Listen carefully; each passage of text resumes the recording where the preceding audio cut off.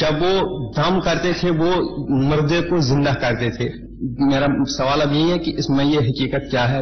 قرآن کریم میں اللہ تعالیٰ فرماتا ہے رسول اکرم صلی اللہ علیہ وسلم کے متعلق استجیبوا للہ وللرسول اذا دعاکم لما یحییکم. استجیبوا قبول کرو اس دعوت کو،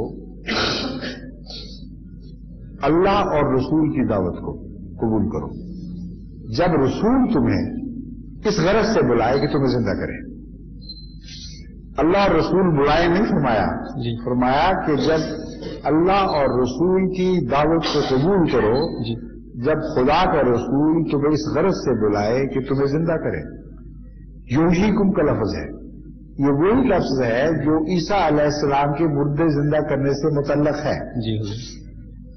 اب وہ رسول جو نسبتاً ادنا درجے کا ان کو تسلیم ہے، جیسے جو ہر رسول بلند مرتبہ ہوتا ہے، مگر محمد صلی اللہ علیہ وسلم کے مقابل پر نسبتاً ادنا مقام پر فائز تھے. ان کے متعلق جب یحیی کا لفظ آتا ہے یا زندہ کرنے کا تو مولوی ظاہری معنی تسلیم کرنے پر مجبور کرتے ہیں، اور جب رسول اللہ صلی اللہ علیہ وسلم کے متعلق یہ لفظ آئے اور خدا کا حکم ہو کہ فوراً جواب دو زندہ ہو جائے کرو تو اس وقت اس کے دوسرے معنی کرتے ہیں. ایک ہی لفظ دو نبیوں کے متعلق استعمال ہوا قرآن کریم میں، ایک رسول اللہ صلی اللہ علیہ وسلم اور ایک عیسیٰ علیہ السلام. عیسیٰ کے معنی اور کر لیے اور محمد مصطفیٰ کے معنی اور کر لیے، اور تسلیم ہے کہ محمد صلی اللہ علیہ وسلم کے متعلق وہ جو معنی کرتے ہیں وہ نسبتاً ادنا ہیں، ہمارے نزدیک اعلیٰ ہیں. ان کے نزدیک ادنا اس لیے کہ وہ عیسیٰ کی شان بنانے کی خاطر آپ سے لڑتے ہیں کہ اس کے معنی روحانی کرو گے تو اس کی شان گھٹے گی، جسمانی معنی کرو تاکہ اس کی شان ظاہر ہو. تو ان کا دل گواہی دیتا ہے کہ ظاہری معنی کرنا زیادہ شاندار ہیں، تبھی آپ کے اوپر الزام دیتے ہیں کہ تم عیسیٰ کی تخفیف کرتے ہو اور ظاہری مردے زندہ کرنا تسلیم نہیں کرتے. تو دل ان کا گواہی دیتا ہے کہ وہ معنی زیادہ شاندار ہیں، اور رسول اللہ صلی اللہ علیہ وسلم کی دفعہ شاندار معنی نہیں کرتے بلکہ گھٹیا معنی جو ان کو یہ گھٹیا سمجھتے ہیں کر دیتے ہیں. ہمارے نزدیک روحانی معنی ہی شاندار ہیں اور جسمانی معنی کی کوئی حیثیت ہی نہیں ہے.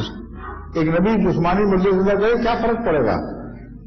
روحانی طور پر زندہ کرے تو اس لیے فرق پڑے گا کہ آئندہ ساری زندگی کا روحانی زندگی سے تعلق ہے، جسمانی زندگی کا تو یہاں کے چند روز سے تعلق ہے. تو ہم یہ کہتے ہیں کہ رسول اکرم صلی اللہ علیہ وسلم کے حق میں جو معنی کرتے ہو اول وہی افضل معنی ہے، دوم انہی معنوں کا اطلاق باقی انبیاء پر بھی کرو. یہ ہمارا مسلک ہے. لیکن وہاں یہ جیسے میں نے بیان کیا جس کو اچھے سمجھتے ہیں وہ عیسیٰ کے لیے، جس کو ادنا معنی سمجھتے ہیں وہ رسول اللہ صلی اللہ علیہ وسلم کے لیے. تو قرآن ہمارے حق میں گواہ ہے.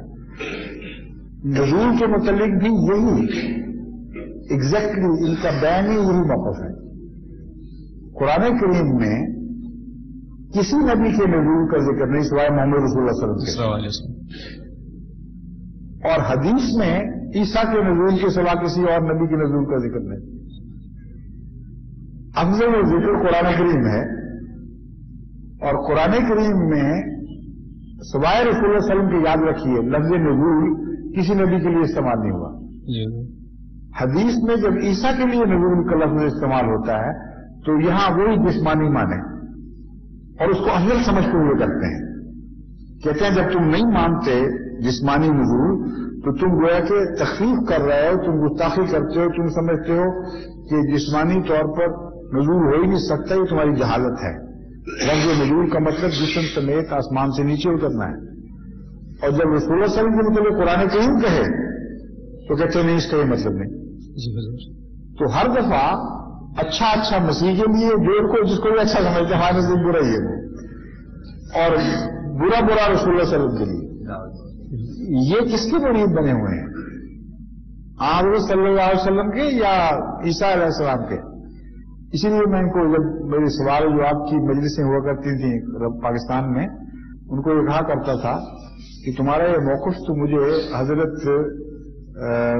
حسان بن ثابت کا یہ شعر یاد کراتا ہے کہ کنت السواد لناظری فعمی علی الناظر मन शाह आबादा का फर्यमुत फअलैका कुन्तु हाजिर। वो ये कहते थे रसूलुल्लाह सल्लल्लाहु अलैहि वसल्लम की विसाल के बाद कि ए मोहम्मद रसूलुल्लाह, तू मेरी आंख की पुतली था, बस आज जब तू वफात पा गया तो मेरी आंख अंधी हो गई। मन शाह आबादा का फर्यमुत, अब जो चाहे दुनिया में मरता करे, मुझे कोई फिक्र नहीं। तेरी मौत का गम था, तेरी मौत का फिक्र दामनगीर था, तू ना मरता तो मुझे कोई गम नहीं था। आज तू फौत हो गया तो फिर दुनिया मर जाए, मुझे कोई फर्क नहीं। मैं कहा आप ये कहते हैं ए ईसा, हमें तू हमारी आंख की पुतली था, तुझसे हम देखते थे, तू अगर ना मरता तो हमें हमारी नजर जिंदा कायम रहती। अगर तू मर गया तो चाहे मोहम्मद रसूलुल्लाह मर जाए, जो मर्जी हो, हमें कोई फर्क नहीं पड़ता। उनकी जिंदगी की तुम्हें फिक्र है, रसूलुल्लाह सल्लल्लाहु अलैहि वसल्लम की जिंदगी के तुम्हें वो गम नहीं। तो हस्सान बिन साबित के बरक्स तुम्हारा मजहब है। तो ये मसला सिर्फ मौत और हयात पर नहीं इतलाक पाता, बल्कि हर उस लफ्ज पर इतलाक पाता है जहां हजरत ईसा अलैहिस्सलाम और रसूलुल्लाह सल्लल्लाहु अलैहि वसल्लम मुश्तरक हैं। और हर दफा इनका फैसला ईसा के हक में होता है, रसूलुल्लाह सल्लल्लाहु अलैहि वसल्लम के खिलाफ होता है। मौत और हयात के मुतल्लिक अब सुन लीजिए, कुरान करीम ने फरमाया मा मुहम्मदुन इल्ला रसूल क़द खलत मिन क़ब्लिही रुसूल।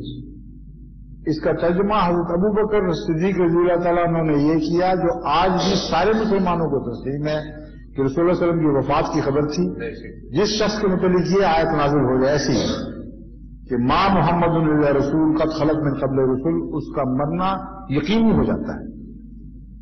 एक और आयत भी है, वो है मल मसीह इब्न मरियम इल्ला रसूल क़द खलत मिन क़ब्लिही। जी हुजूर, मैं वहां इसके माने और हो गए, यहां इसके माने और। तो हर मामले में रसूलुल्लाह सल्लल्लाहु अलैहि वसल्लम से नाइंसाफी करते हैं, जो हम पर गुस्ताखी का इल्जाम लगाते हैं, लाजिमन खुद गुस्ताख ठहरते हैं। समझे? हम हर जगह अच्छा मानो रसूलुल्लाह सल्लल्लाहु अलैहि वसल्लम पर इतलाक बात करते हैं और फिर उसी के मुताबिक में बाकी अंबिया को भी वो बरकत देते हैं, मगर ये नहीं कि रसूलुल्लाह सल्लल्लाहु अलैहि वसल्लम को महरूम रखें और किसी और को उन मानों में रसूलुल्लाह सल्लल्लाहु अलैहि वसल्लम से बेहतर समझें, या उन मानों का इतलाक किसी और पर करें और रसूलुल्लाह सल्लल्लाहु अलैहि वसल्लम पर ना करें। समझ गए बात?